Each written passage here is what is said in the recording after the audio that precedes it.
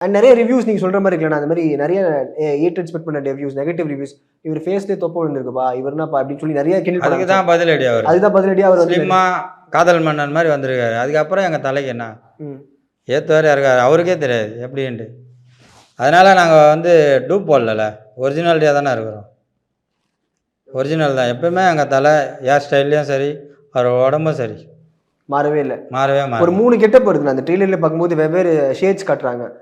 அதுல பார்க்கும்போது உங்களுக்கு பிடிச்ச கெட்டப் ஏதாவது இருக்கா உங்களுக்கு தல அஜித் அவர்கள்? ஒரு கெட்டப்னு இல்லை, அவர் கெட்டப் எல்லாமே பிடிச்சிருக்குது. அதில் வந்து ஒரு சில இதுதான் ரொம்ப நம்மளுக்கு ஒருத்தங்களும் ஒரு கேட்டகரி பிடிக்கும். ஆமா. எனக்கு இந்த கேட்டகரி, இந்த லைட்டாக அந்த தாடியை ஒயிட் ஃபுல்லாக தாடி ஒயிட் வச்சு அந்த தாடி இது, வச்சுட்டு தான். அது வந்து ஹேண்ட்ஸம் லுக்கு. அந்த Clean கோஷூட் shave, போட்டிருப்பாரு. ஆமா.